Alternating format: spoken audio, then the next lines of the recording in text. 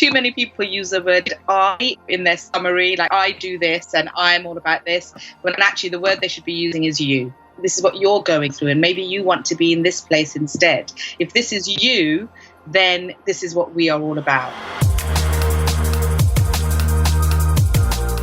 This is the Ideas Lab podcast, where you can learn from great creative and entrepreneurial minds how to turn your ideas into original businesses, books, and brands. Because in a crowded world, it pays to stand out. This is your host, John Williams, best-selling author and founder of the Ideas Lab London. If you work for yourself in any form, whether you're a freelancer, consultant, or run your own business, LinkedIn is a treasure trove of prospective clients or customers for you. But if you're anything like me, the chances are you have a profile on LinkedIn and you occasionally get bothered by salespeople or recruiters. But other than that, you're not really getting the maximum potential out of it. That's why I wanted to speak to Deenita Pattni. She runs the VIME Business Academy, and she is a specialist in marketing yourself on LinkedIn in a non-spammy way. We've just recorded an absolutely fantastic podcast where we cover 3 things you must do if you want to turn your connections on LinkedIn into cash without sounding like somebody who's a spammer or cheesy salesperson. And at the end, we also talk about LinkedIn's social selling index and how you can use that to monitor your own progress and start to have more impact on LinkedIn. At the end, Deenita will tell you how you can download her free guide to starting to get better results on LinkedIn straight away.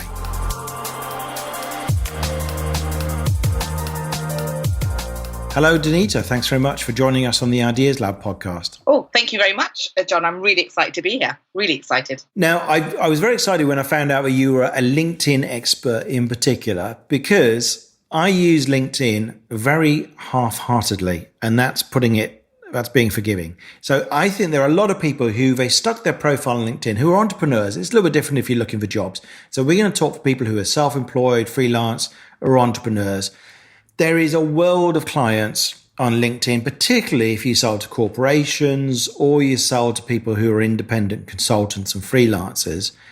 And I think, well, my situation is I've got a profile on there. It's probably not even up to date.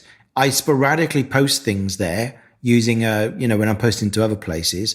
I get a little bit of engagement. I have no idea what I'm doing. I'm not reading anybody else's stuff.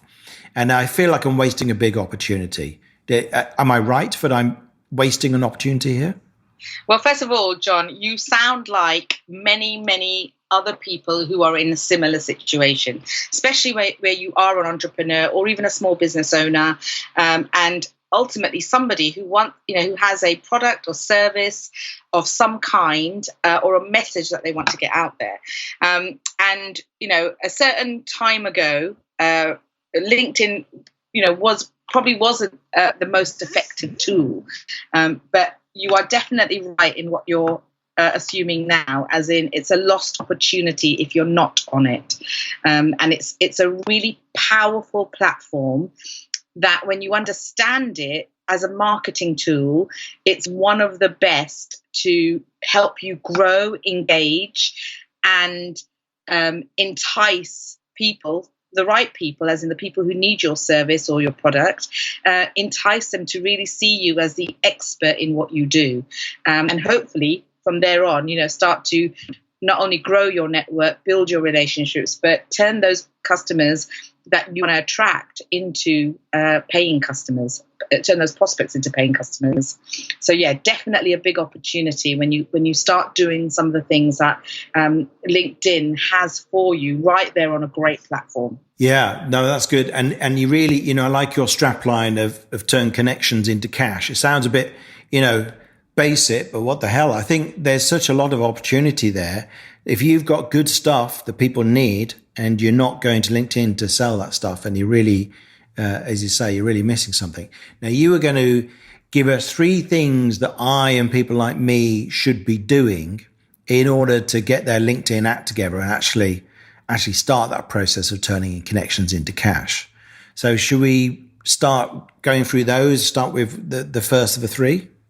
Yeah, let's do that. Let's do that, because I want to give, those listening to this, I really want to give them lots of value so that, all of you guys who are listening can take away some real good tips at the end of this to actually implement straight away. And I think that's what's key here.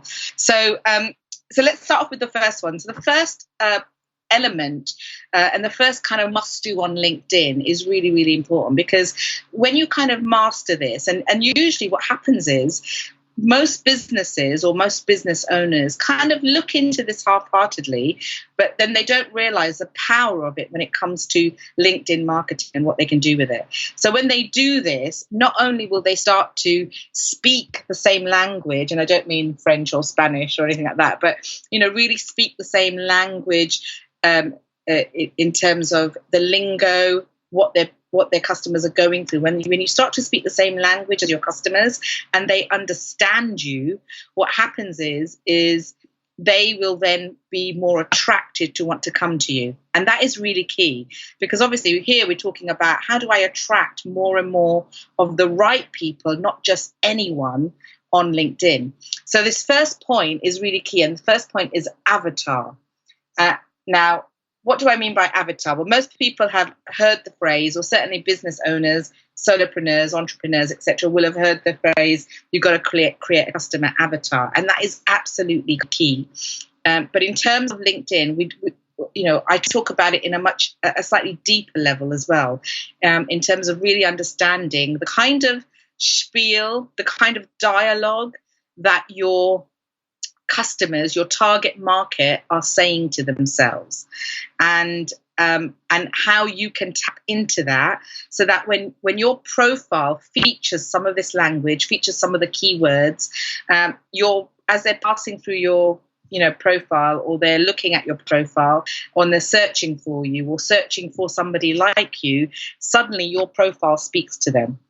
And it's like, oh my God, this person understands me, right? John understands me. He knows what pain I'm going through. He knows what problems I'm experiencing, and he knows where I want to get to. So building your avatar is really important, because when you build your avatar, when you know it at a really deep, intimate level, that content can then be used to create your strap line on your profile, as well as your summary, two very important parts of your profile. Right. Okay. So this is interesting, because this is a bit of a shift in thinking. If people are used to using LinkedIn for jobs, you probably haven't thought in these terms before. But when you're working as an entrepreneur, or as an independent consultant or freelancer or something, then you really do need to know who your ideal client is, who this avatar is. And so what you're saying is, what are those two things that where you have to capture their kind of language and their needs? So the strap line, which is the sentence that goes underneath your name, and then the summary, which is your little about us on your LinkedIn personal profile page. But here's an interesting thing, John, and that is when I worked in recruitment for 17 years. That's why I was a big advocate of LinkedIn anyway, because obviously I used it for that market, which when you go on LinkedIn, you see many other recruiters on there. But what I changed in the way that candidates looked at themselves, because you hit the nail on the head. You said that when you're looking for a job, you don't tend to think in those terms. Well, I used to teach, or certainly train, my candidates who I wanted to find jobs for. I used to train them on creating an avatar on their LinkedIn profile for the kind of job that they wanted. So, if they wanted to work for a certain type of company, i.e., I want to work for a small company that has, 10 to 50 people maximum, and the reason I like small companies, I like this industry, and I like small companies because I feel like I can add value. When they start to put all of these things in their CV, even candidates who are looking for jobs can actually can start to go for the right job rather than any job. Because and that's really important, because if you're talking to like a funky tech startup that's like 10 people, your language is going to be really quite different to if you're pitching yourself to blue chip companies. Exactly. And it also means that, what's going to suit you? What are your own values?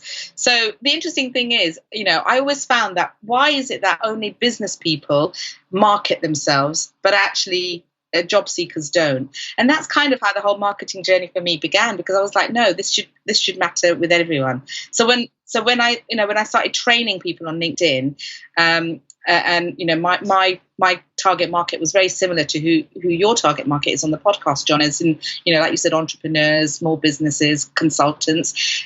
It was a really easy shift because I was already thinking that way. So that avatar element is really, really important. And specifically in the case of LinkedIn, the language, because when you start to use those keywords in your summary, for example, and you pinpoint some of the problems that your target market are having, and they read through that and they go, oh my God, that's exactly the problem I'm having. Because too many times what people do on LinkedIn is they sell the solution, but they don't sell the problem. Yes, I think that's a really key thing. I run a program called the Pioneer Program, which helps people create a unique business and brand. And it all revolves around getting intimate knowledge of what the problems are of your target customer, and also where they want to go once they've solved that problem. And you're so right. When you get that right, it's really powerful. So that's everything about the avatar. So you're thinking about who is this person who you'd most love to work with? What kind of language do they use? What are their problems? What are their concerns? What are their frustrations? What are their desires? So there's all that kind of stuff. And that's what you're trying to capture in your strapline and your summary, really, rather than just, you're a self-motivated self-starter or whatever nonsense. Yeah, exactly. So too many people use the word I in their, in their summary, like I do this and I'm all about this, when actually the word they should be using is you. This is what you're going through, and maybe you want to be in this place instead. If this is you, then this is what we are all about, and it's just having a structure around that.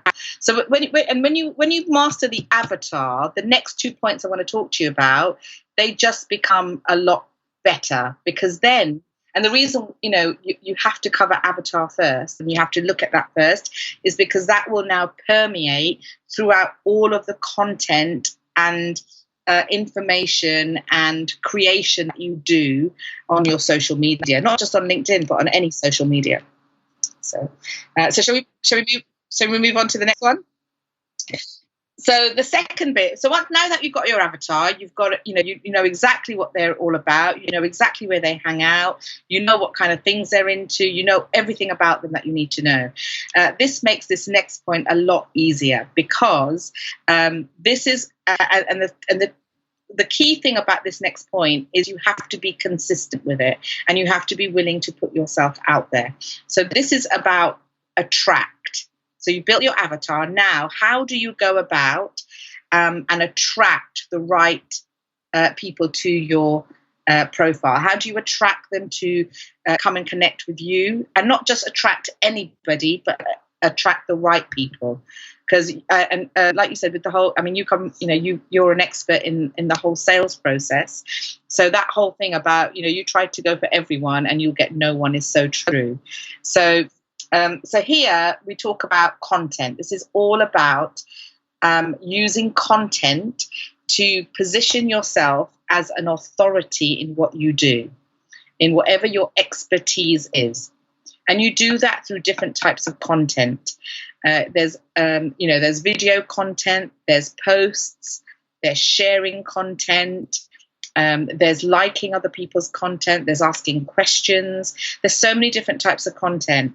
And the one thing that LinkedIn have, which I don't know of many other social media platforms, especially the ones like Instagram and places like that, the one thing that LinkedIn have is an amazing blog platform.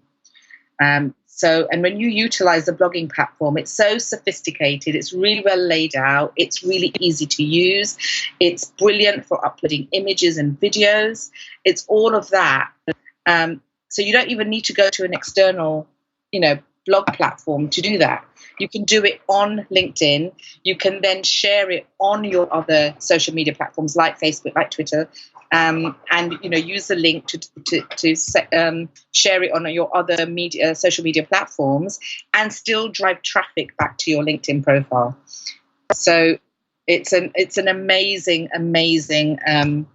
uh, feature that LinkedIn have, and they've had for quite a while. So that's a great thing. And there's a difference between articles and posts. So when you're doing a post, what you're doing is you're just like you would on Facebook, etc. You're writing a sentence or something, and or it's an intro to the image that you're going to put on, etc. But an article, when you publish an article on LinkedIn, it's on their blog platform specifically, which you can then, you can look at the insights too, because it will give you insights, how many people have clicked on it, how many people have shared it, all of that kind of stuff. That's really interesting. So there's an important distinction. A post is just like a kind of status update like you'd put on Twitter or Facebook, but an article is their name for what is basically a blog post in their blogging platform. When you post an article, does that show up in your own personal profile, or do you have to actually link to it in some way in there? No. When you post an article, when you publish an article, yes, it'll show up on as soon as you press publish, it'll bring up a box that will allow you to, even put a heading to introduce that particular article, that particular blog post, and then that'll share onto your own personal profile. You can then share that particular, again, you can, share that on any pages that you have, like groups that you have. So you can put it on there. You can go to your company page. You can share it on there. So you can absolutely share it on all parts of your LinkedIn features. And then they also have the advantage of you sharing it on Facebook and Twitter. It occurs to me that if your target market is exactly the kind of target market you get on LinkedIn, which is either the corporate environment or it's independent freelancers, consultants, it seems like the perfect kind of place to find the perfect kind of people you'll find on LinkedIn. If you're doing that, I wonder if you'd just be better off doing any kind of blogging you do it all on LinkedIn. Would that be a good recommendation, do you think? Is it okay alternatively to put the same blog post on your personal blog and on LinkedIn, or does that count as a bad move? What I did was my personal recommendation is, or certainly from experience, I used my LinkedIn blog as my main blog. I actually stopped writing on a personal blog, and here's the reason why. But there are two ways that you can do it. So I'll remind me of a second. The first reason I did that was because LinkedIn is considered an authority domain, which means that Google love it. So, whenever Google change their algorithms and they make changes, they'll always align it, or LinkedIn will always align it. There'll be a partnership going on between the two of them, because Google love authority domains. And I often say to people who say, well, is LinkedIn really for me? Well, I've trained everyone from electricians right through to business professionals in professional services, etc., through to entrepreneurs. And I often say, look, sometimes people won't necessarily go. I used to say to the electricians, there's not going to be somebody who searches for electricians necessarily, a domestic electrician on LinkedIn. However, when you search for a domestic electrician on Google, because you're blogging on LinkedIn, you've optimized your profile, you're doing all of the right things with the right keywords, your LinkedIn profile will rank higher on Google because of this authority domain status that they have. So there's all of that stuff going on, a nice little partnership between Google and LinkedIn. So for me, I switched to just really blogging on LinkedIn because I could share it with all of my other platforms anyway. There is a different way that you can do it, where you can have it on both your website and LinkedIn, and it works really effectively. And that is, on your LinkedIn blog, you write a quarter of it, a half of it, you write some element of it, and then you have the call to action of reading more, which means that what you write on your LinkedIn blog, it's got to be enticing enough and attention grabbing enough for them to go, I want to know more. So then they click onto the click more button, and that takes them to your website. And that's a good way, because if you if you put your LinkedIn pixel onto your website, and I need to double check whether LinkedIn have been able to do this because they hadn't for a while. So that's something I'm not 100% sure on. But if when you put the LinkedIn, when they do get it done, because they are in the process of doing this, when you add your LinkedIn pixel to your website, you know the kind of people that are coming and where they're coming from. So there's definitely advantages of both, but you don't want to just repeat the whole thing on one and then repeat the whole thing on your personal blog as well. Yeah. Okay. That's interesting. So the third of the three things that we should be doing, if we've defined our avatar and we've started to attract people with content to position ourselves in authority, what's the next thing? So the third thing, and it's no surprise, it also begins with an A, John. Good. I like it. 3 A's. Yeah. Do you like the 3 A's? Yeah. And this is a big thing because this is a thing that people forget. And what they do is, even when they're doing all the other things right and they've got a great summary and they're writing lots of content, the minute that you start connecting with people, often you'll get, and it's really annoying, where the first email they send you is one where they're selling to you. I don't know whether that's happened to you, but it's happened to me a few times and I hate it. And I really want to go back to them and go, do you want to learn a few things? So this third thing is about building an affinity. So this is all about your brand. How do you establish your brand? By building relationships, because now you're starting to attract the right people. How do you start to build, accept the right people, first of all? So I don't connect with everybody on LinkedIn. And, I've often had people who come to my training say, oh my God, I've got 20,000 contacts. And I was like, that's great. What are you doing with them? And also, if you try to connect with everybody, then the great thing about LinkedIn is when you start to go out there and connect with the target market that you're after, what will happen is LinkedIn will start helping you as well. So after you reach 500 plus connections, they will start recommending you more and more people like the people you already have on your connection list, because it's starting to get an idea, its algorithms are starting to get an idea of the kind of people you want to connect with. So if you just connect with everybody, your friends and family and the whole shebang, and everybody's from a different background, or they're not your target market, then you dilute that effectiveness. So affinity is about building a brand, connecting with the right people, engaging with them. Like when you send a connection invite to somebody, write a message. I often get, connections, and I might not know like why they've connected with me, and I don't get any kind of personalized message that says, right, this person has actually read my profile and they've seen something in my profile that has made them want to connect with me. It's like when you go to a networking event, you wouldn't just go up to somebody and hand over your business card. You'd shake a hand with them. You'd shake hands with them. You'd introduce yourself. You'd ask them what they do, or something like that, wouldn't you? It's the same online. So, don't always do what you wouldn't do offline. Don't do that online. You want to still build rapport. This is all about building rapport online. This is about going into groups that you might be part of, and instead of just going in there selling, actually get engaged. Start answering questions, give value. And I think what most people are scared of in doing this is they think they're giving their company secrets away, or their knowledge, a secret of knowledge away. And look, the way I look at it is, whatever people can go out there, Google it, and find out information that you know. However, what they won't get is your perspective. So, even if you're in a group where some of your competitors are in there, that doesn't mean you shouldn't give value from your perspective, because that's what people want from you. They want to see that you're not just there to hunt. You are there because you're a gatherer. You want to give value, and I think that's really important. I think if you approach it like normal human relationships, that you won't go far wrong. And for some reason people think that business networking and or social media is a different beast to normal relationships. But if you turned up at a party and started selling everybody who made eye contact with you get thrown out pretty quickly. It would be vile behavior.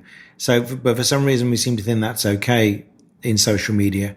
So it's much better to, as you say, just build things. I've been commenting in some groups recently and just trying to help people. And I was in a group this morning of a coach who's quite a guy who's quite well known as business coach, kind of a peer. And he was asking advice about publishing. And I was saying, I'm happy to help over the phone if you want. Brackets, not pitching anything because I haven't got anything for the question he's asking. I don't have a course that helps for that. So but even if it wasn't, it's not really designed as a pitch. It's more valuable for me to connect with that person as a human being and for him to remember me next time he sees me comment or whatever it might be. And then, because that opens opportunities for me.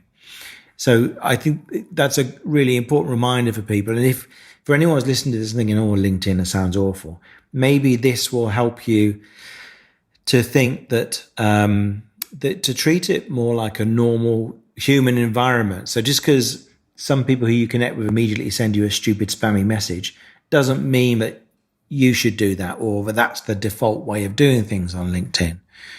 It's as important to read other people's content and see what they're doing and just see what's interesting. If people interest you, ask questions, and if they ask questions of you, then you can see if you can help and so on. Is that how you would kind of see it? Yeah, absolutely. It's really about engaging. It's engaging with your potential target market, but it's also engaging with the people who have already connected with you as well. So it's a bit of both. And it is about giving value. You're totally right. Like you said, it's just about giving advice, help. I had a friend of mine who's a branding expert, and she was on LinkedIn. And I remember her telling me the story about how she was in a group and somebody must have asked in the group, does anybody know any great designers, graphic designers?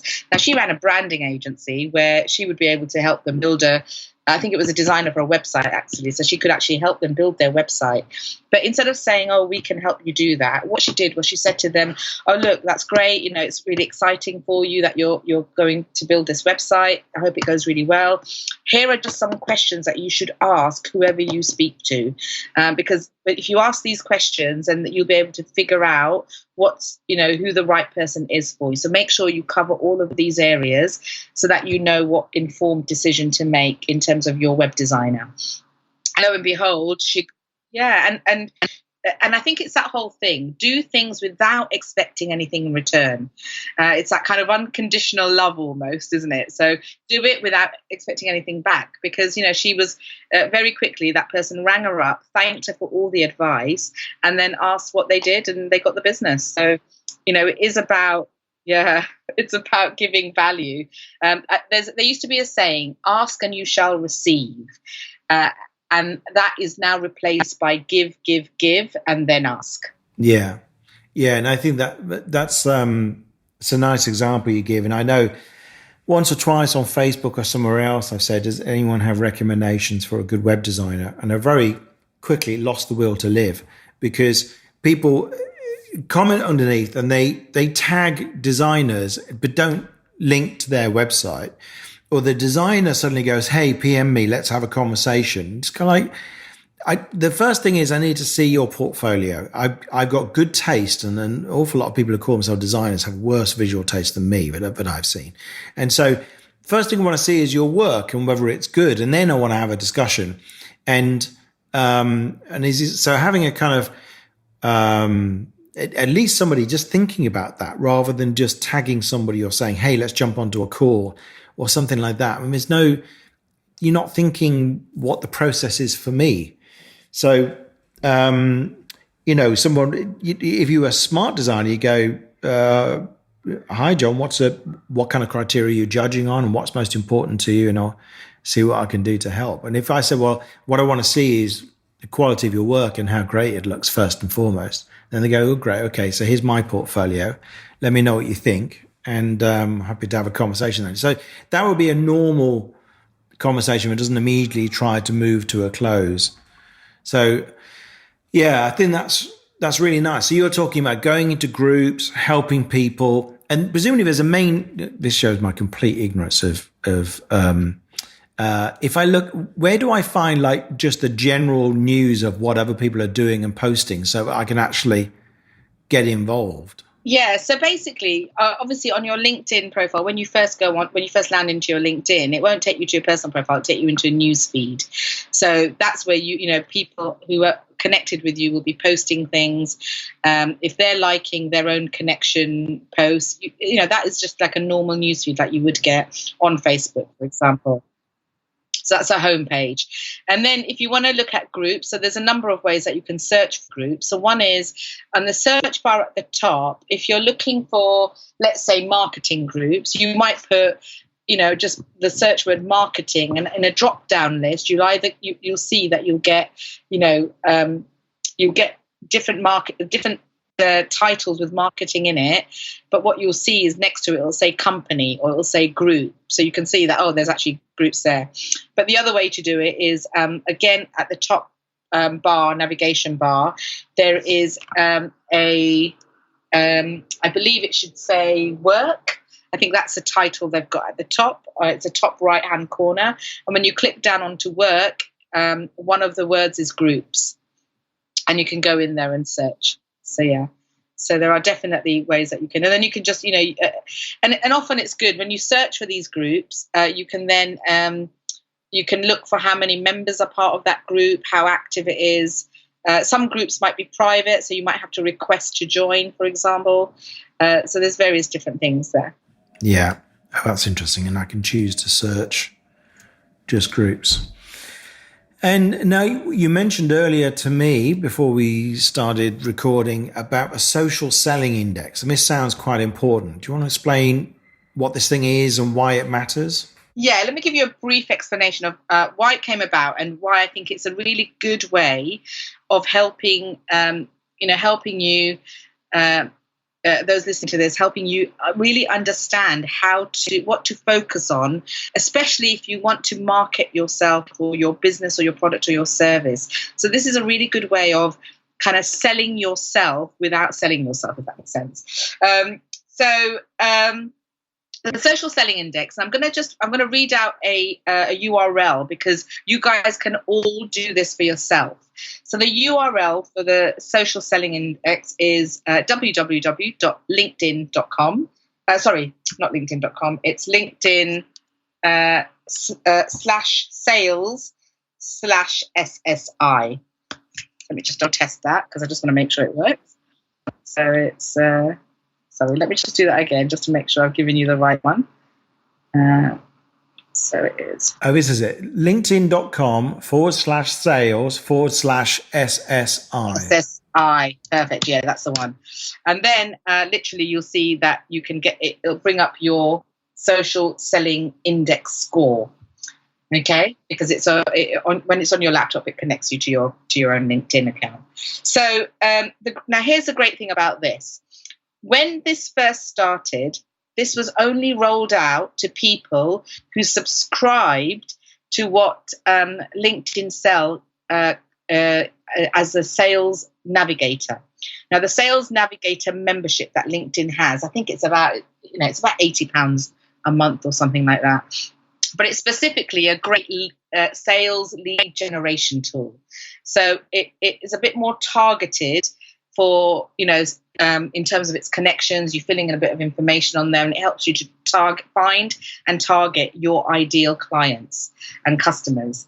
However, when you're first starting out on LinkedIn, here's my biggest learning, and I think this is really important for everyone listening, and that is, if you do not need to have a paid LinkedIn account immediately, you can do a lot with it, an unpaid one as well.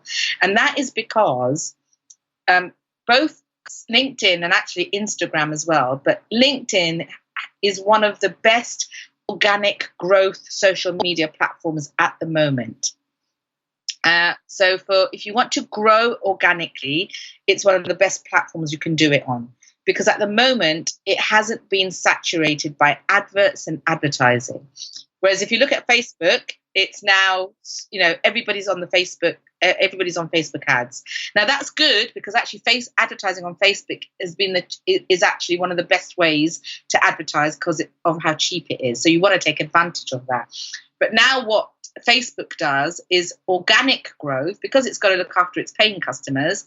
Any kind of organic posts that you might put on Facebook to try and grow your tribe, they're not going to be shown as quickly as those that are advertised.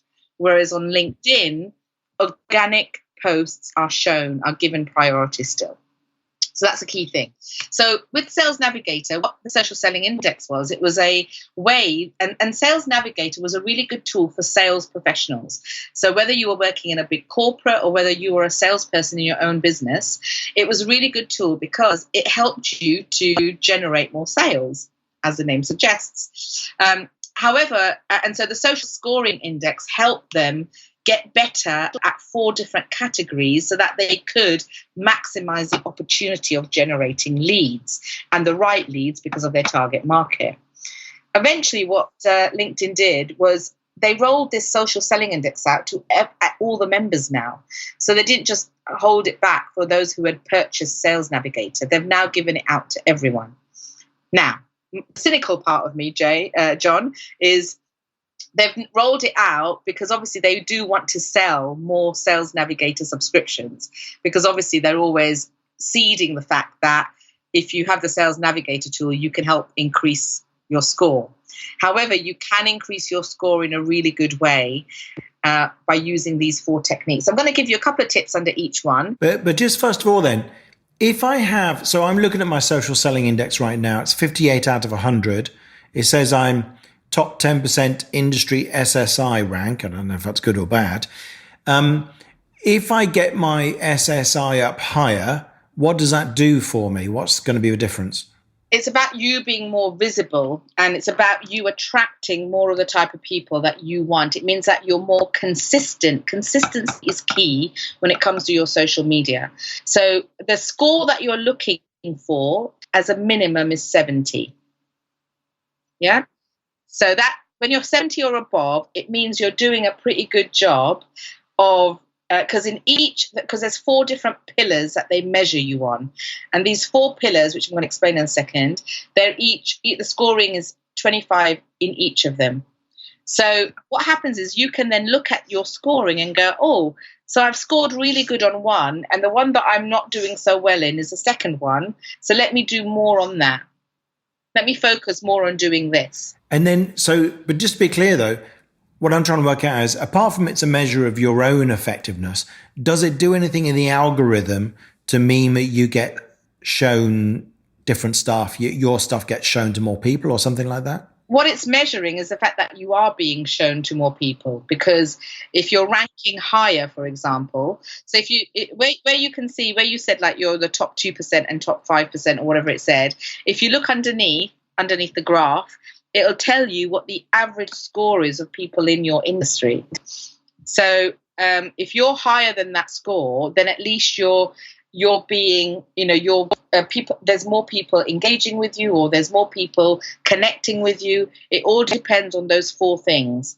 Whatever those 4 things are, you're doing more of, which eventually should, if you do everything right, because you've still got to close the deals and you've still got to give great content, you've still got to build those relationships. But if you do all of that, then you're in a prime position to be able to sell whatever your product or service is and get a good answer at the end of it. But I like this because it kind of gamifies it. So instead of just being this, endless job of chucking stuff out and I don't know what, commenting on so on, you can, if this is where your brain works, you can see like for instance, on my graph, for some reason, my score was fairly consistent at 58. And last week, maybe because I was on holiday and I didn't post anything, it dropped by 5%. So, then you can see that if you go out and do things, that number will go up. And, it's quite nice to have that minimum score of 70 as a goal that you just mentioned. So I'm really poor at the moment. There are 4 things, as you said, and the second one's find the right people. And that's the one I'm really underperforming on, because I very rarely bother to go and look people up and actually add them to my network. So, we probably should go through fairly quickly on these 4 things, because I imagine that there's sort of bottomless pit. But if we go through, the first one is establish your professional brand, is it? Yeah, exactly. So let me just go through all of these with you very quickly and tell you what they each mean. So establishing your brand is actually really easy. It's about creating a professional brand by ensuring that your profile is ticks all the boxes, i.e., it's a social selling platform. So are you, have you? It should be completed with your target market in mind. So when I mentioned avatar, this is where this is really good, because if your whole profile, in terms of what you're looking for, your strap line, your summary, it profiles with your target market in mind, it means that it's going to attract the right people and the right prospects to you. So the more you create a brand out of your profile rather than just a glorified CV, the more this will go up. So it could even be things like putting PDFs on your summary. You can attach PDFs. You can attach various bits of content. You can put professional qualifications down. You can put awards and accolades on there. All of those kind of things. So there are lots of things that you can do to help. So some of the tips that I would give you on this is, for example, ensure that your strap line and your summary, which we talked about, definitely are written with your target market in mind. So we've already talked about that. The other tip that I'm going to give you on this, which is checking each of you, when you have a LinkedIn account, have a unique URL. So it will say, linkedin.com /en/, and it usually has a bunch of numbers after it. You can edit those numbers to my suggestion would be to a search term that your target market might be using to find someone like you. So not necessarily your name then? Not necessarily your name. No, that's something that interesting. That's something I used to do when I was in recruitment, and I was looking for a job. I used to have my name on it because it was easier for people to find me. But actually now, when I think about from a marketing perspective and people searching for me, so if it's available, use something that is a common search term. I put training in LinkedIn on mine, and it was available. Right? Because eventually, again, remember, this is all organic, so it takes a bit of time, but eventually that will be a really strong search term for you. So that's another way to bring up the score here. Okay, right. Pillar 2, which is find the right people. So this is really about like I said, it's a platform. This is a platform that can help you in the long run. So the wider that your network grows, the more ideal clients LinkedIn will send your way. So don't just connect with anyone, because that will dilute your profile. Instead, search for and connect with people who are your ideal prospects. And the more you do that, the stronger your presence, and then obviously the stronger your return on the time spent will be on that platform. So there's a couple of things that you can do here. So one is engage with those members who have viewed your profile. Okay. Now, don't just, write them a message and say, oh, I saw you looking at my profile, because you might come across a bit creepy and a bit stalkerish. But, see who's viewed your profile, have a look at their profile, see what's common between you two, find commonalities, and then send them a message and say, hi. So I see that, I see that you're interested in this, or I see that you know the same people as me, or whatever it might be. Find another reason to connect other than I saw you looking at my profile. I like that. So, by the way, can you tell who looked at your profile even if you don't have the paid version of LinkedIn, if you have the free version? You can, as long as, there's two things. One is, as long as they haven't shut their settings, as in, I want to keep my setting private. And second, I believe there's a limited amount of people you can see. So you definitely can see more. You can see more if you've got a paid profile. Pillar 3 is about engage. It's called engage with insights. So this is about I find this pillar all about content, and content leads to engagement, which is a foundation of really closing a sale. So sharing value-driven content is key. and will create sales-worthy conversations. And that's what you want to be doing here. You want to share your knowledge, your know-how, and you want to also take an interest in your target market and connections, because you want to know what they want. You can and know how to give it to them. So this is really key. I mean, studies have shown that you're probably 70% more likely to get an opportunity or an unexpected sale, but just by sharing content and sharing insights and sharing knowledge. So this is what this pillar is all about. So 3 things to do here, or a couple of things to do here, really. One is post relevant content that will provide insight, so you become a trusted source. People will want to hear what you want to say and make it consistent. So therefore, they start to look out for your content rather than just fall upon it.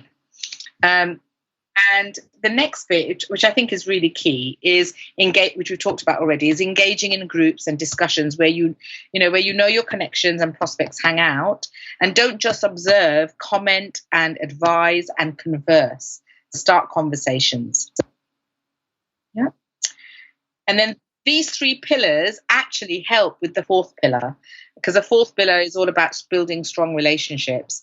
So all of these above pillars will ultimately lead to this one. So when you do all of these other ones, then you're seen as a reliable source and a trusted recommendation.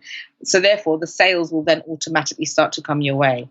So social selling, when you look at the definition of social selling, it says social selling is a process of building relationships as part of the sales method. So this is a bit that most people forget. It's a bit like, a hungry car salesman, to use a cliche. They forget that they've got to build the relationship first and then sell. So this is all about this bit. And those 3 other pillars will help you do this better. So here you want to connect, especially if you're going for corporates, for example, or big corporations. You want to try and connect with multiple people within the same organization. And multiple decision makers, because remember, the more decision makers you connect with, the better it is for you. Okay? And then my last tip on this one is nurture your connections. So, the same way that you would, like we were talking about offline, nurture them. Don't just sell to them. Keep on track of what they're doing, like, share and comment on their posts. So that will help you as well. Right. I like it. So this is really tangible stuff. This has been enormously useful. And this, I've been writing notes, so it's probably going to ruin the recording because I've been typing all the way through. But this is really good stuff for anyone who's not releasing the potential of LinkedIn. You run a 2-day training program on LinkedIn, don't you? What's that called? Yeah, so I run it's actually a 6-month online group coaching program, which actually includes a 2-day live implementation workshop, and that's called the LinkedIn Cash-in Converter. And really, what you do is the first 2 days, which happen at the start of the coaching program, is all about its implementation. We don't just want to teach, as you know. If you just, especially with social media, I learn as I do. So we get them to bring their laptops and we say, right, okay, let's build your avatar right now. Brilliant, you've done that.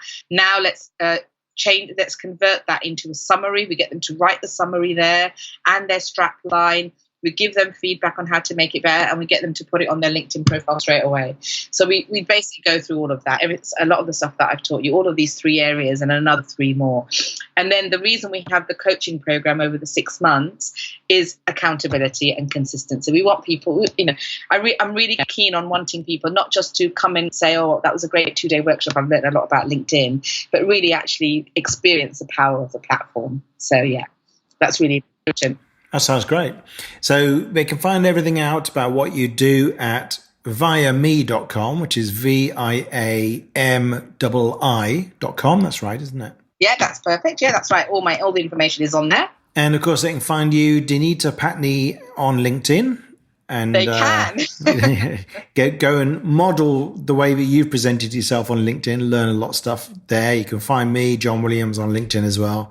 I've actually got my name under my profile. So it's linkedin.com/in/John SW.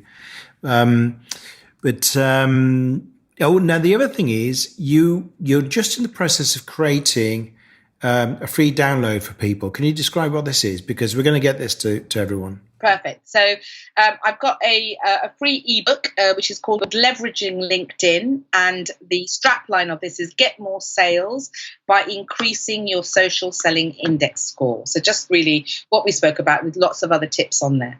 And also a little bit more background about, what is social selling versus marketing. So some really good nuggets in there about what they can do.